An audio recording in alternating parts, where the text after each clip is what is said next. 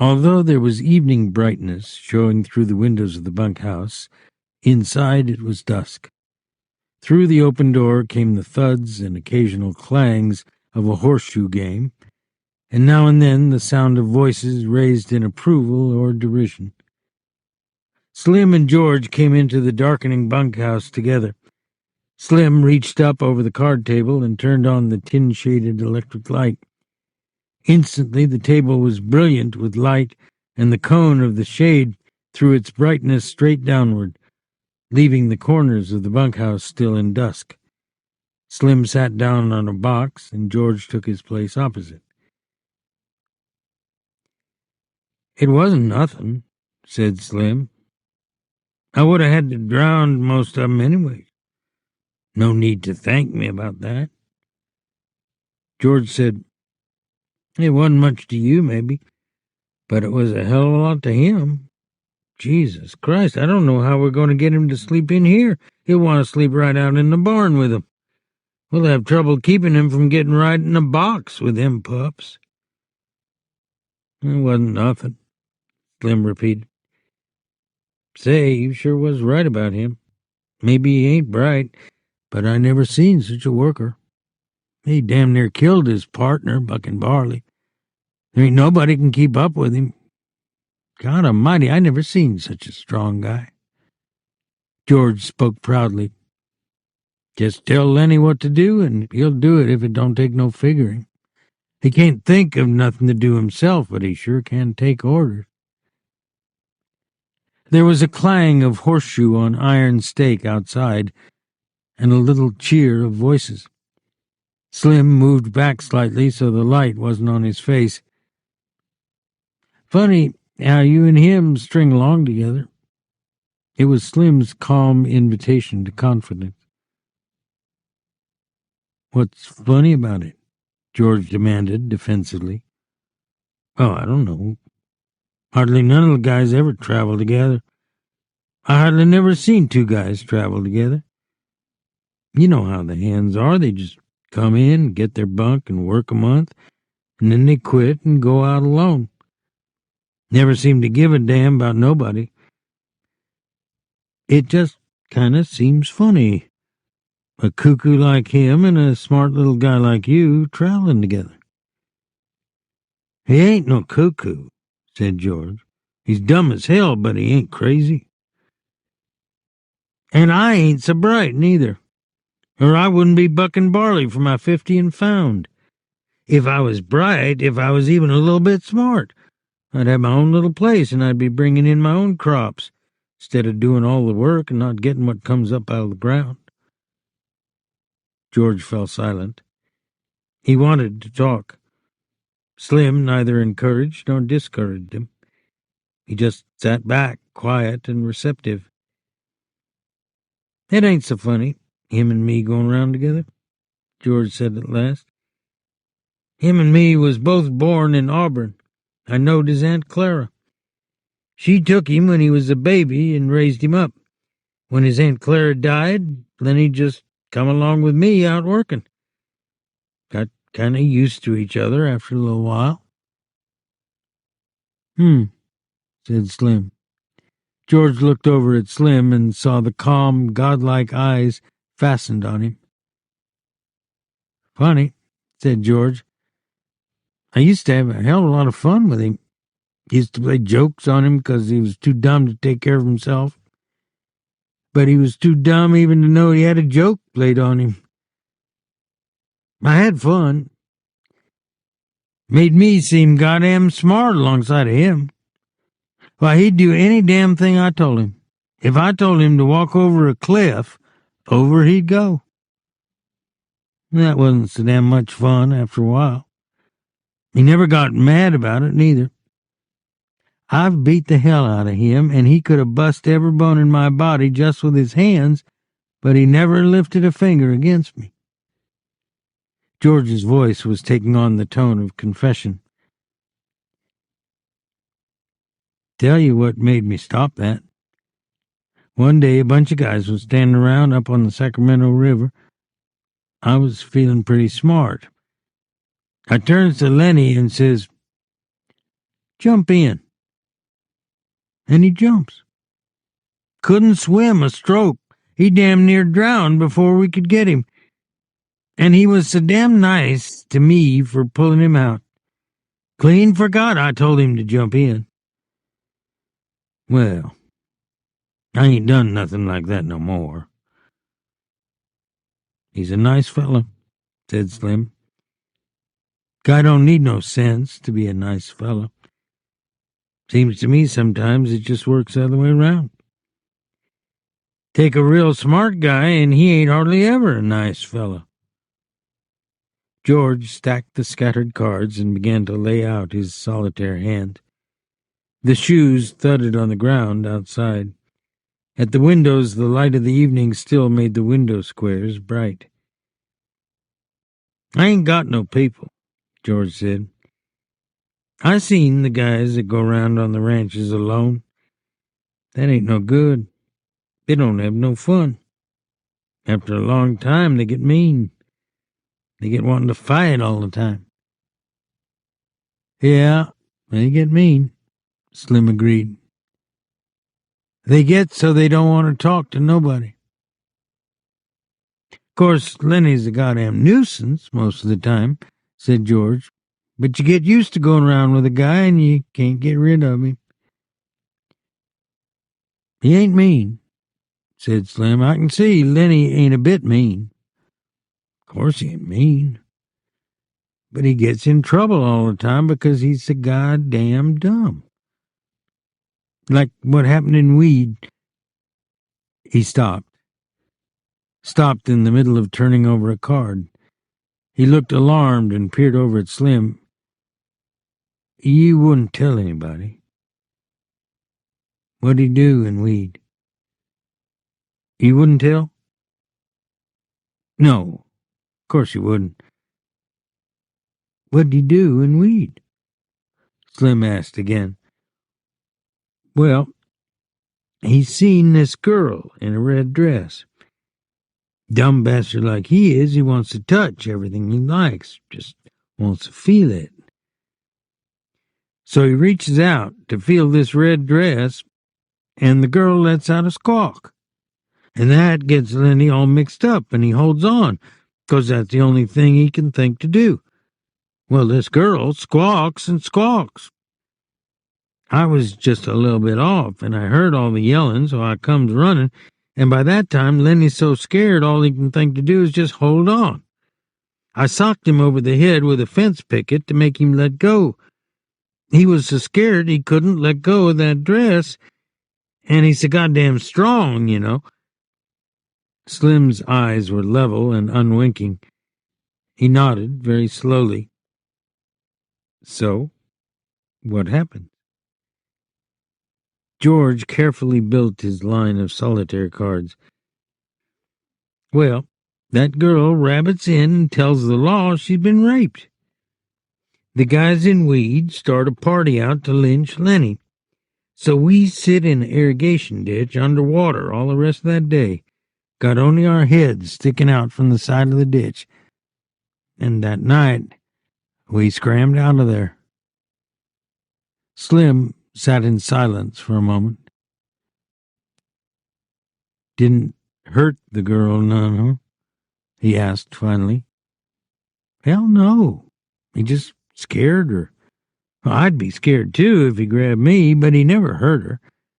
He just wanted to touch that red dress like he wants to pet them pups all the time. He ain't mean, said Slim. I can tell a mean guy a mile off. Of course he ain't. And he'll do any damn thing. Lenny came in through the door. He wore his blue denim coat over his shoulders like a cape, and he walked hunched way over. Hi, Lenny, said George. How do you like the pup now? Lenny said breathlessly, He's brown and white, just like I wanted. He went directly to his bunk and lay down and turned his face to the wall and drew up his knees. George put down his cards very deliberately. Lenny, he said sharply. Then he twisted his neck and looked over his shoulder. Huh? What you want, George? I told you couldn't bring that pup in here. What pup, George? I ain't got no pup. George went quickly to him, grabbed him by the shoulder, and rolled him over. He reached down and picked the tiny puppy from where Lenny had been concealing it against his stomach. Lenny sat up quickly. Give him to me, George.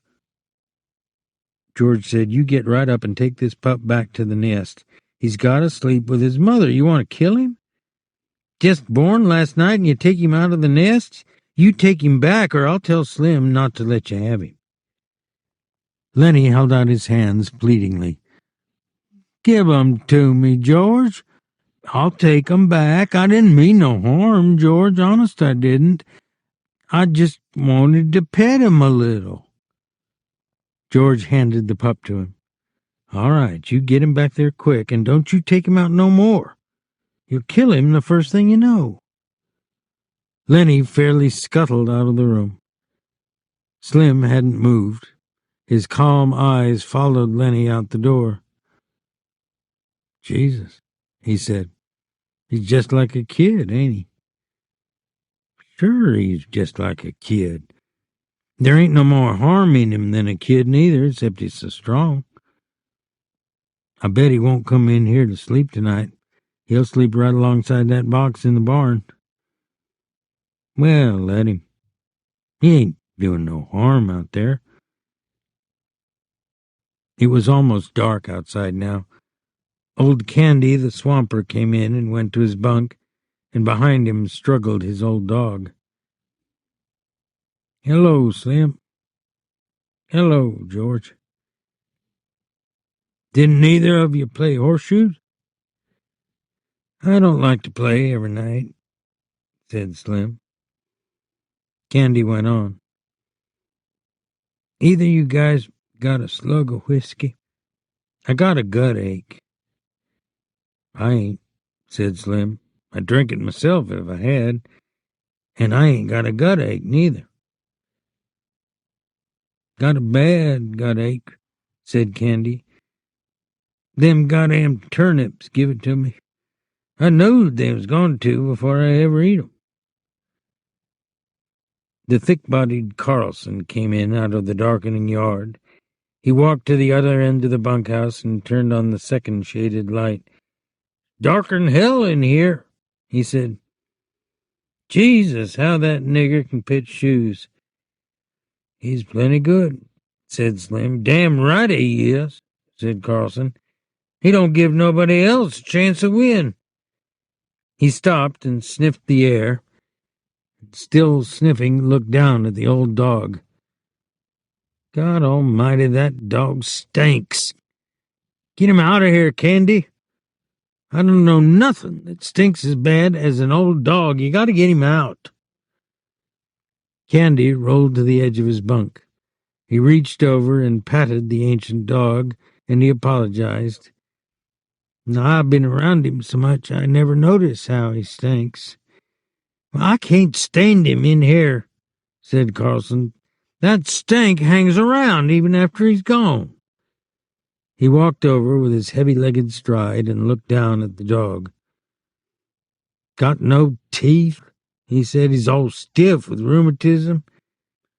He ain't no good to you, Candy, and he ain't no good to himself. Why don't you shoot him, Candy? The old man squirmed uncomfortably. Well, hell, I had him so long. Had him since he's a pup. I herded sheep with him, he said proudly. He wouldn't think it to look at him now, but he is the best damn sheepdog I ever seen. George said, I seen a guy in Weed that had an Airedale could herd sheep. Learned it from the other dogs. Carlson wasn't to be put off. Look, Candy, this old dog just suffers itself all the time. If you used to take him out and shoot him right in the back of the head, he leaned over and pointed right there. Why, he'd never even know what hit him. Candy looked about unhappily. No, he said softly.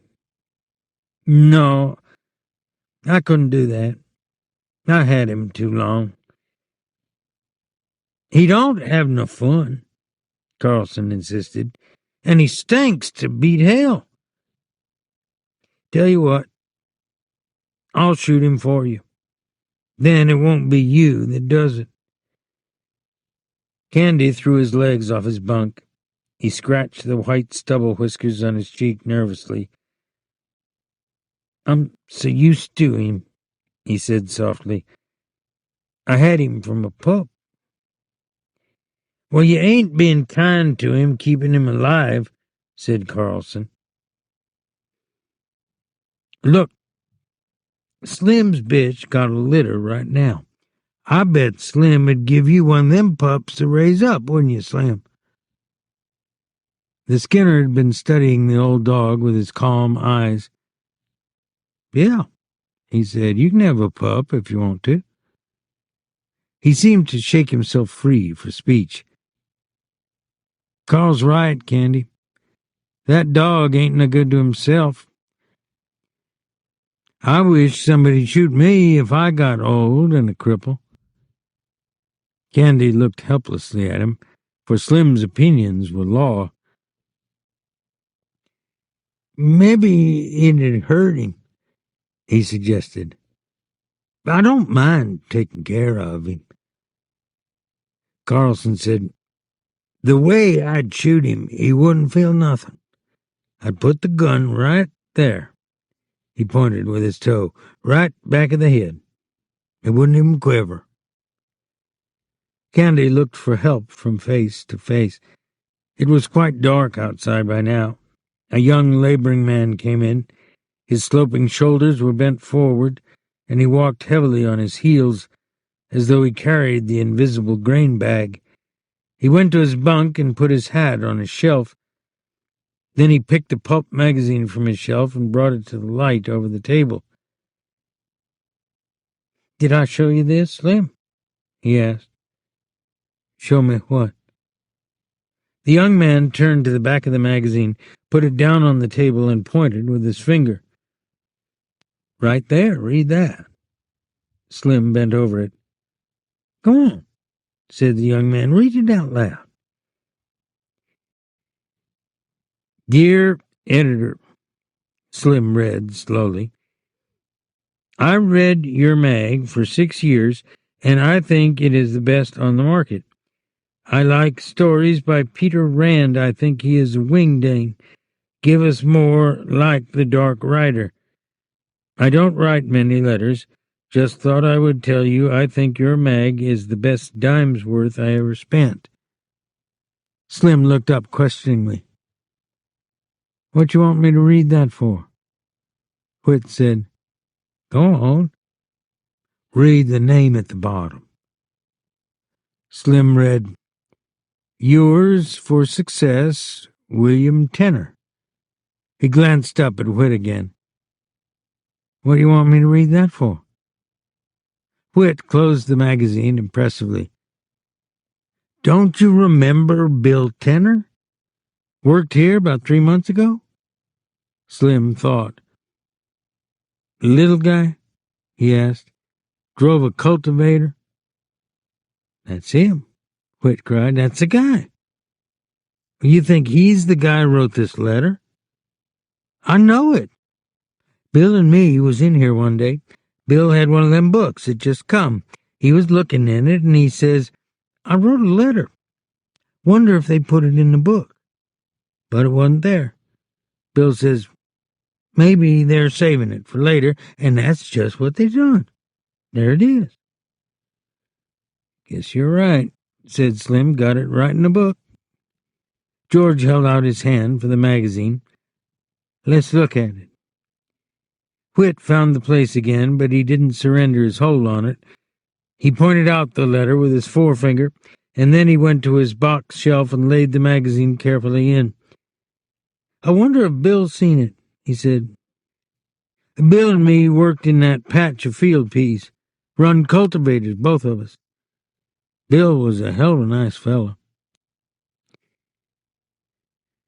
During the conversation, Carlson had refused to be drawn in. He continued to look down at the old dog. Candy watched him uneasily.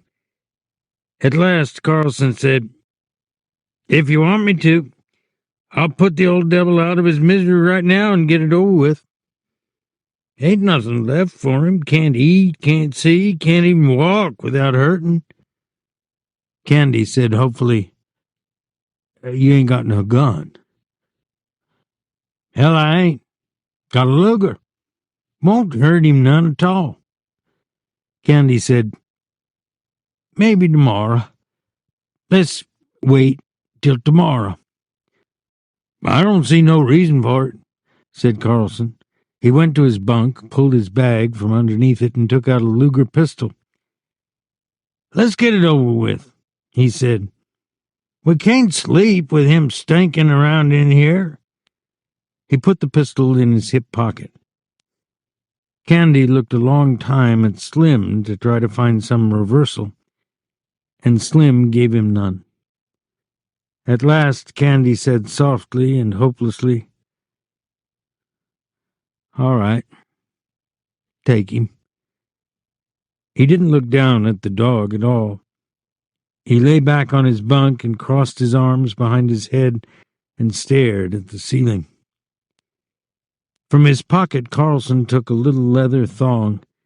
He stooped over and tied it around the old dog's neck. All the men except Candy watched him.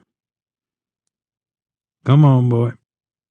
Come on, boy," he said gently. And he said apologetically to Candy, "He won't even feel it." Candy didn't move nor answer him. He twitched the thong. "Come on, boy." The old dog got slowly and stiffly to his feet and followed the gently pulling leash. Slim said, "Carlson?" "Yeah?" "You know what to do." "What you mean, Slim?" "Take a shovel," said Slim shortly. "Oh, sure, I get you." He led the dog out into the darkness. George followed to the door and shut the door and set the latch gently in its place. Candy lay rigidly on his bed, staring at the ceiling. Slim said loudly, "One of my lead mules got a bad hoof. Got to get some tar on it." His voice trailed off. It was silent outside. Carlson's footsteps died away. The silence came into the room, and the silence lasted. George chuckled. "I bet Lenny's right out there in the barn with his pup. He won't want to come in here no more now he's got a pup." Slim said, "Candy, you can have any one of them pups you want." Candy didn't answer. The silence fell on the room again. It came out of the night and invaded the room. George said, "Anybody like to play a little euchre?"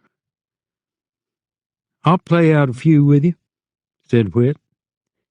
They took places opposite each other at the table under the light, but George didn't shuffle the cards. He rippled the edge of the deck nervously, and the little snapping noise drew the eyes of all the men in the room so that he stopped doing it. The silence fell on the room again. A minute passed, and another minute. Candy lay still, staring at the ceiling. Slim gazed at him for a moment, then looked down at his hands. He subdued one hand with the other and held it down. There came a little gnawing sound from under the floor, and all the men looked down toward it gratefully. Only Candy continued to stare at the ceiling. "Sounds like there was a rat under there," said George. "We ought to get a trap down there." Whit broke out, What the hell's taking him so long? Lay out some cards, why don't you? We ain't going to get no euchre played this way. George brought the cards together tightly and studied the backs of them. The silence was in the room again. A shot sounded in the distance. The men looked quickly at the old man. Every head turned toward him. For a moment he continued to stare at the ceiling. Then he rolled slowly over and faced the wall and lay silent. George shuffled the cards noisily and dealt them. Whit drew a scoring board to him and set the pegs to start. Whit said, I guess you guys really come here to work. How do you mean? George asked. Whit laughed. Well, you come on a Friday. You got 2 days to work till Sunday. I don't see how you figure, said George. Whit laughed again. You do if you've been around these big ranches much. Guy that wants to look over a ranch comes in Saturday afternoon. He gets Saturday night supper and 3 meals on Sunday, and he can quit Monday morning after breakfast without turning his hand. But you come to work Friday noon. You got to put in a day and a half no matter how you figure. George looked at him levelly. We're going to stick around a while, he said. Me and Lenny's going to roll up a steak. The door opened quietly, and the stable buck put in his head, a lean Negro head, lined with pain, the eyes patient. Mr. Slim. Slim took his eyes from old Candy. Huh? Oh, hello, Crooks, what's the matter? You told me to warm up tar for that mule's foot. I got it warm. Oh, sure, Crooks. I'll come right out and put it on. I can do it if you want, Mr. Slim. No, I'll come do it myself. He stood up. Crooks said, Mr. Slim? Yeah? That big new guy's messing around your pups out in the barn. Well, he ain't doing no harm. I'll give him one of them pups. Just thought I'd tell you, said Crooks. He's taking them out of the nest and handling them. That won't do them no good. He won't hurt them, said Slim. I'll come along with you now. George looked up. If that crazy bastard's fooling around too much, just kick him out, Slim. Slim followed the stable buck out of the room. George dealt, and Whit picked up his cards and examined them. Seen the new kid yet? He asked. What kid? George asked. Why, Curly's new wife. Yeah, I seen her. Well, ain't she a Lulu? Well, I ain't seen that much of her, said George. Whit laid down his cards impressively. Well, stick around and keep your eyes open. You'll see plenty. She ain't concealing nothing. I never seen nobody like her. She got the eye going all the time on everybody.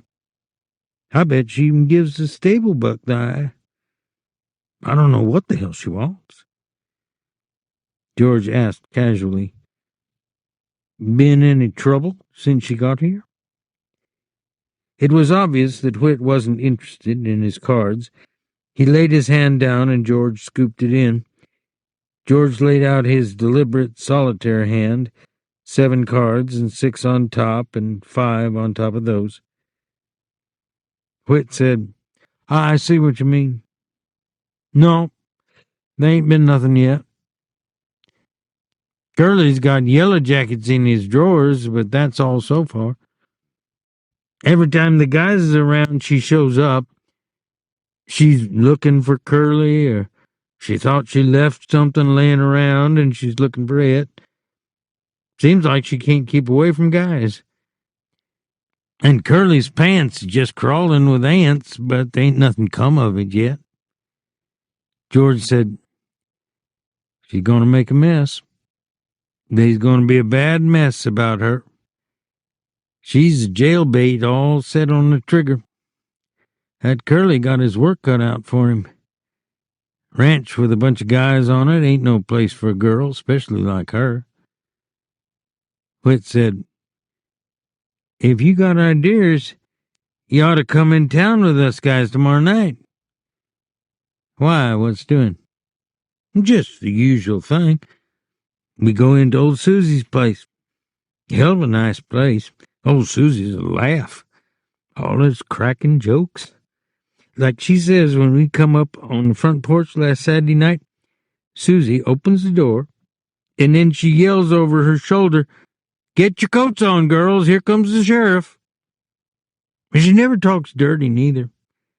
Got 5 girls there. What's it set you back? George asked. 2.5.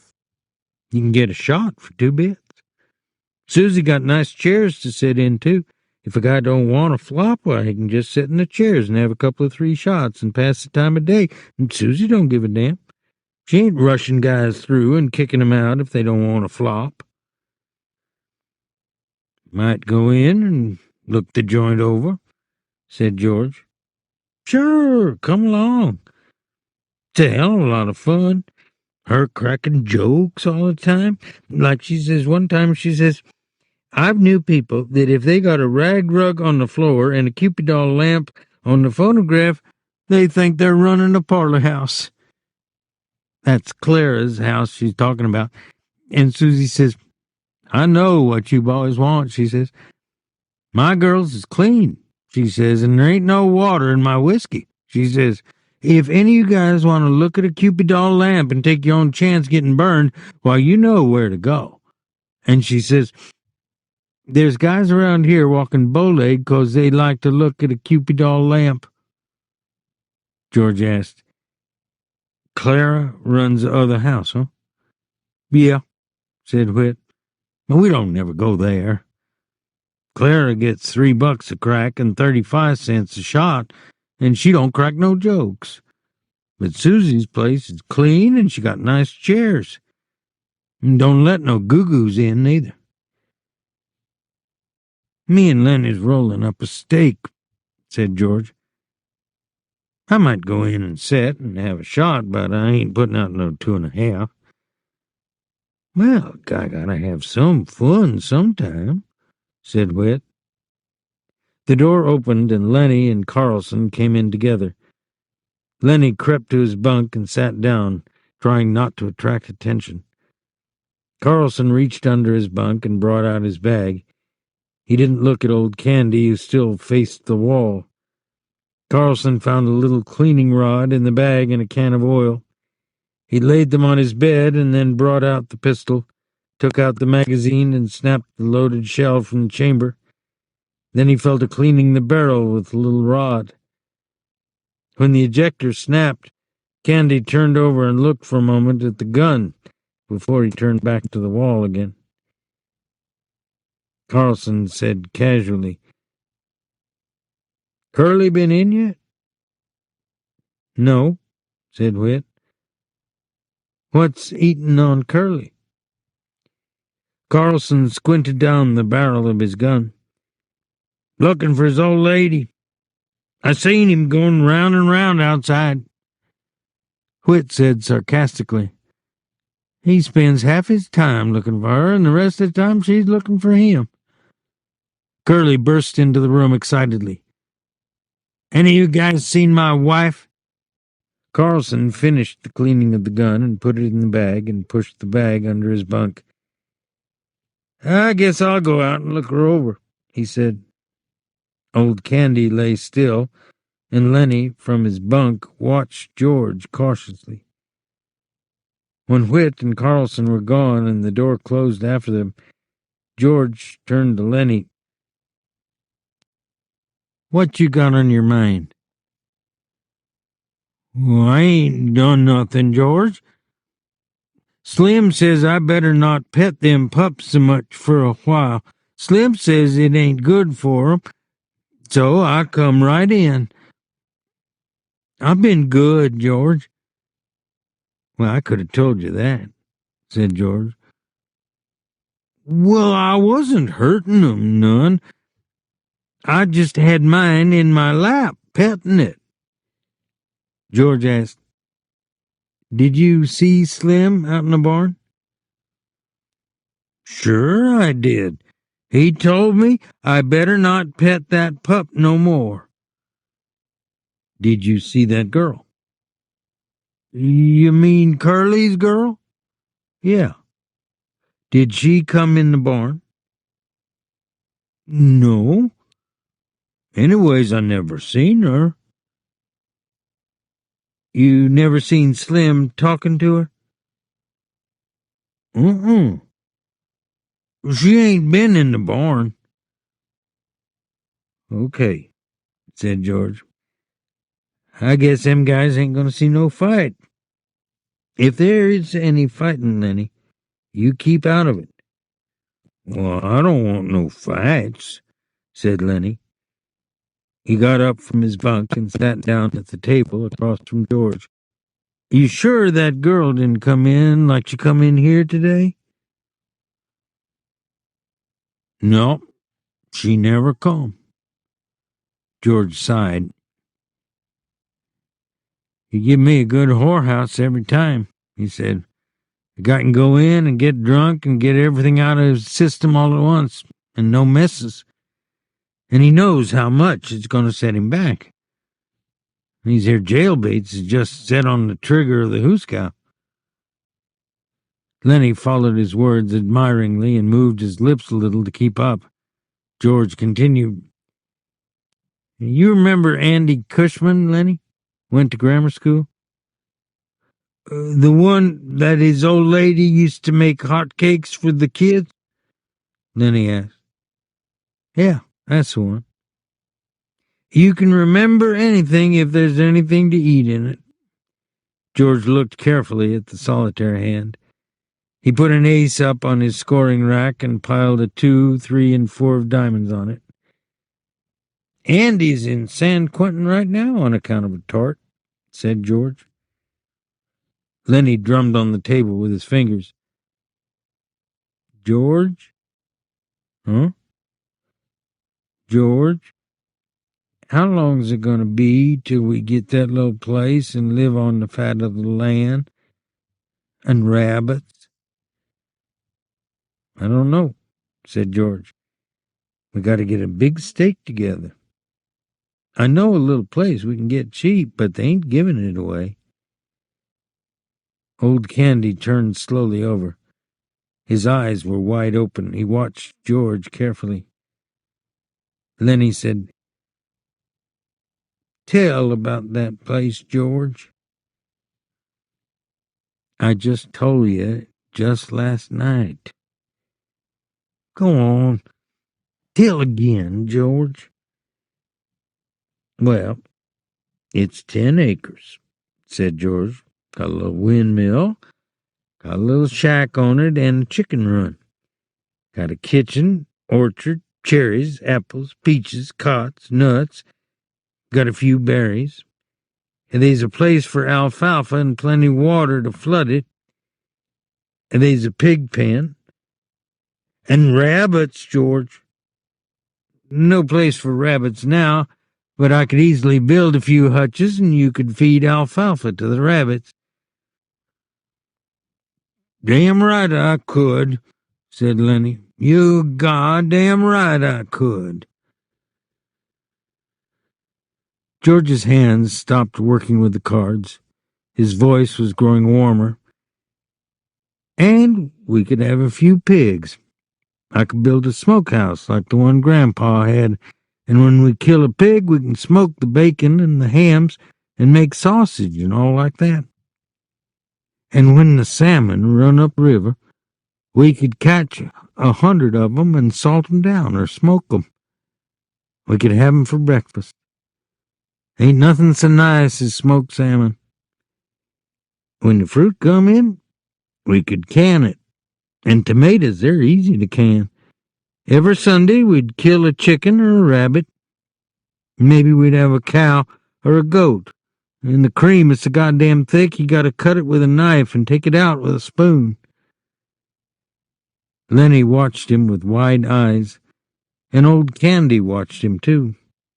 Lenny said softly, "We could live off the fat of the land." "Sure," said George. "All kinds of vegetables in the garden. And if we want a little whiskey, we can sell a few eggs or something, or some milk. We'd just live there. We'd belong there. There wouldn't be no more running around the country and getting fed by a Jap cook. No, sir.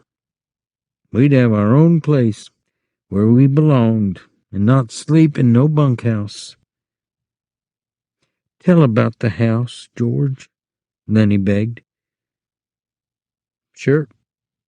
We'd have a little house and a room to ourselves, a little fat iron stove, and in the winter we'd keep a fire going in it.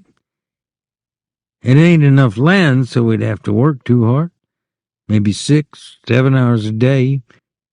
We wouldn't have to buck no barley 11 hours a day, and when we put in a crop, why, we'd be there to take the crop up. We'd know what come of our planting." "And rabbits," Lenny said eagerly. "And I'd take care of 'em." "Tell how I'd do that, George." "Sure. You'd go out in the alfalfa patch, and you'd have a sack. You'd fill up the sack and bring it in and put it in the rabbit cages. And they'd nibble and they'd nibble," said Lenny. "The way they do, I seen 'em." "Every 6 weeks or so," George continued, "them does would throw a litter, so we'd have plenty of rabbits to eat and to sell. And we'd keep a few pigeons to go flying around the windmill like they done when I was a kid." He looked raptly at the wall over Lenny's head. "And it'd be our own. And nobody could can us. If we don't like a guy, we can say, 'Get the hell out.' And by God, he's got to do it. And if a friend come along, why, we'd have an extra bunk, and we'd say, 'Why don't you spend the night?' And by God, he would. We'd have a setter dog and a couple striped cats, but you gotta watch out them cats don't get the little rabbits." Lenny breathed hard. "You just let 'em try to get the rabbits. I'll break their goddamn necks. I'll smash 'em with a stick." He subsided, grumbling to himself, threatening the future cats which might dare to disturb the future rabbits. George sat entranced with his own picture. When Candy spoke, they both jumped as though they'd been caught doing something reprehensible. Candy said, "You know where's a place like that?" George was on guard immediately. "Suppose I do." He said, "What's that to you?" "Well, you don't need to tell me where it's at. Might be any place." "Sure," said George, "that's right. You couldn't find it in 100 years. Candy went on excitedly. "How much they want for a place like that?" George watched him suspiciously. "Well, I could get it for $600. The old people that owns it is flat bust, and the old lady needs an operation. Say, what's it to you? You got nothing to do with us." Candy said, "Well, I ain't much good with only one hand. I lost my hand right here on this ranch. That's why they give me a job swamping. And they give me $250 because I lost my hand.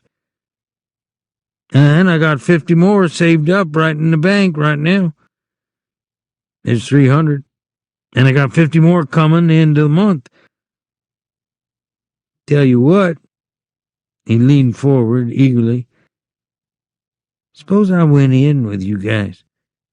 That's $350 I'd put in. I ain't much good, but I could cook and tend the chickens and hoe the garden some. How'd that be?" George half closed his eyes. "I gotta think about that. We was always gonna do it by ourselves." Candy interrupted him. "I'd make a will and leave my share to you guys in case I kick off, 'cause I ain't got no relatives or nothing. You guys got any money? Maybe we could do it right now." George spat on the floor disgustedly. "We got $10 between us."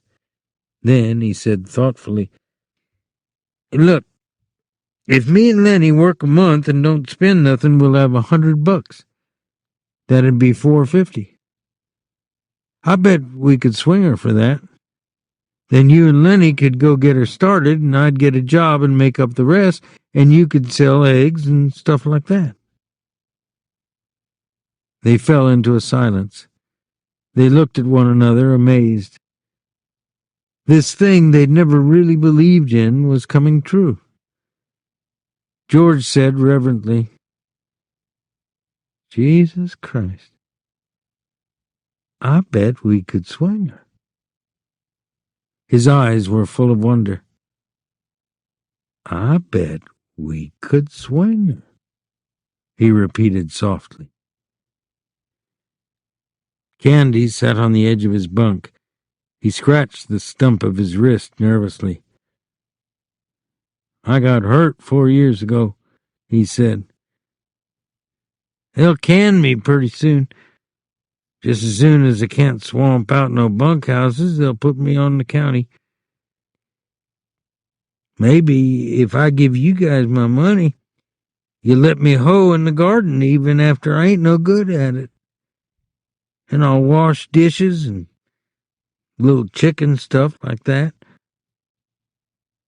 But I'll be on our own place, and I'll be let to work on our own place." He said miserably, "You seen what they done to my dog tonight? They says he wasn't no good to himself nor nobody else. When they can me here, I wish somebody'd shoot me. But they won't do nothing like that. I won't have no place to go, and I can't get no more jobs. I'll have $30 more coming time you guys is ready to quit." George stood up. "We'll do her," he said. "We'll fix up that little old place, and we'll go live there." He sat down again. They all sat still, all bemused by the beauty of the thing. Each mind was popped into the future when this lovely thing should come about. George said wonderingly, "Suppose there was a carnival or a circus come to town, or a ball game, or any damn thing." Old Candy nodded in appreciation of the idea. "We'd just go to her," George said. "We wouldn't ask nobody if we could. Just say we'll go to her, and we would. Just milk the cow and sling some grain to the chickens and go to her. And put some grass to the rabbits," Lenny broke in. "I wouldn't never forget to feed them." "When we gonna do it, George?" "In 1 month. Right squack in 1 month. You know what I'm gonna do? I'm gonna write to them old people that owns the place that will take it. And Candy'll send $100 to bind her." "Sure will," said Candy. "They got a good stove there?" "Sure. Got a nice stove, burns coal or wood." "I'm gonna take my pup," said Lenny. "I bet by Christ he likes it there, by Jesus." Voices were approaching from outside. George said quickly, "Don't tell nobody about it, just the three of us and nobody else. They liable to can us, so we can't make no mistake. Just go on like we was gonna buck barley the rest of our lives. Then all of a sudden, someday, we'll go get our pay and scram out of here." Lenny and Candy nodded, and they were grinning with delight. "Don't tell nobody," Lenny said to himself. Candy said, "George? Huh? I ought to have shot that dog myself, George. I shouldn't ought to have let no stranger shoot my dog." The door opened. Slim came in, followed by Curly and Carlson and Whit. Slim's hands were black with tar, and he was scowling. Curly hung close to his elbow. Curly said, "Well, I didn't mean nothing, Slim. I just asked you." Slim said, "Well, you've been asking me too often. I'm getting goddamn sick of it. If you can't look after your own goddamn wife, what do you expect me to do about it? You lay off of me." "I'm just trying to tell you I didn't mean nothing," said Curly. "I just thought you might have saw her." "Why don't you tell her to stay the hell home where she belongs?" said Carlson. "You let her hang around bunkhouses, and pretty soon you're going to have something on your hands you won't be able to do nothing about it." Curly whirled on Carlson. "You keep out of this, unless you want to step outside." Carlson laughed. "You goddamn punk," he said. "You tried to throw a scare into Slim, and you couldn't make it stick. Slim throwed a scare into you. You're yellow as a frog belly. I don't care if you're the best welter in the country. You come for me, and I'll kick your goddamn head off." Candy joined the attack with joy. "Glove full of Vaseline," he said disgustedly. Curly glared at him. His eyes slipped on past and lighted on Lenny. And Lenny was still smiling with the delight at the memory of the ranch.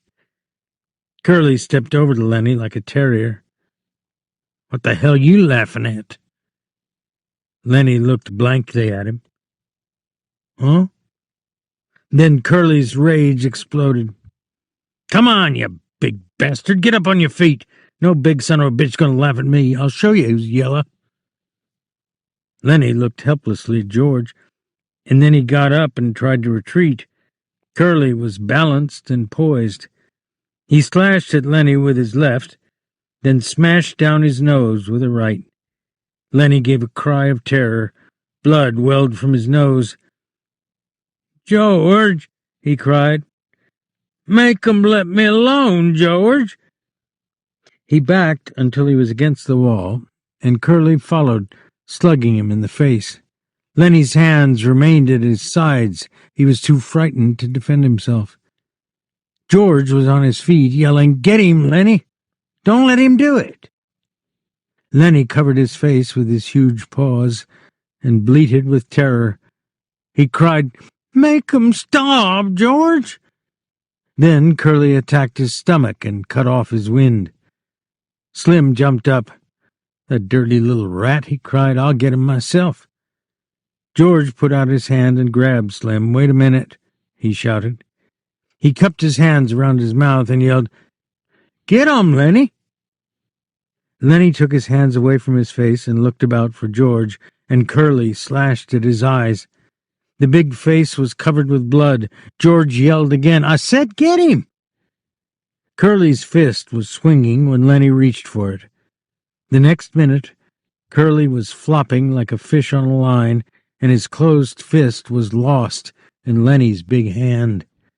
George ran down the room. "Let go of him, Lenny. Let go!" But Lenny watched in terror the flopping little man whom he held. Blood ran down Lenny's face. One of his eyes was cut and closed. George slapped him in the face again and again, and still Lenny held on to the closed fist. Curly was white and shrunken by now, and his struggling had become weak. He stood crying, his fist lost in Lenny's paw. George shouted over and over, "Let go his hand, Lenny! Let go! Slim, come help me while the guy got any hand left." Suddenly Lenny let go his hold. He crouched, cowering against the wall. "You told me to, George," he said miserably. Curly sat down on the floor, looking in wonder at his crushed hand. Slim and Carlson bent over him. Then Slim straightened up and regarded Lenny with horror. "We got to get him to a doctor," he said. "It looked to me like every bone in his hand is bust." "I didn't wanna," Lenny cried. I didn't want to hurt him." Slim said, "Carlson, you get the candy wagon hitched up. We'll take him into Soledad and get him fixed up." Carlson hurried out. Slim turned to the whimpering Lenny. "It ain't your fault," he said. "This punk sure had it coming to him, but Jesus, he ain't hardly got no hand left." Slim hurried out, and in a moment returned with a tin cup of water. He held it to Curly's lips. George said, "Slim, will we get canned now? We need the steak. Will Curly's old man can us now?" Slim smiled wryly. He knelt down beside Curly. "You got your senses in hand enough to listen?" he asked. Curly nodded. "Well, then listen," Slim went on. "I think you got your hand caught in a machine. If you don't tell nobody what happened, we ain't gonna. But you just tell and try to get this guy canned, and we'll tell everybody, and then will you get the laugh?" "I won't tell," said Curly. He avoided looking at Lenny. Buggy wheels sounded outside. Slim helped Curly up. "Come on now. Do. I told you nobody ought never to fight him." "No, I guess it was Candy I told." Candy nodded solemnly. "That's just what you done," he said. "Right this morning, when Curly first lit unto your friend, you says, he better not fool with Lenny. He knows what's good for him. That's just what you says to me." George turned to Lenny. "It ain't your fault," he said. "You don't need to be scared no more. You done just what I told you to do. Maybe you better go in the washroom and clean up your face. You look like hell." Lenny smiled with his bruised mouth. "I didn't want no trouble," he said. He walked toward the door, but just before he came to it, he turned back. "George? What you want?" "I can still tend the rabbits, George." "Sure. You ain't done nothing wrong." "I didn't mean no harm, George." "Well, get the hell out and wash your face."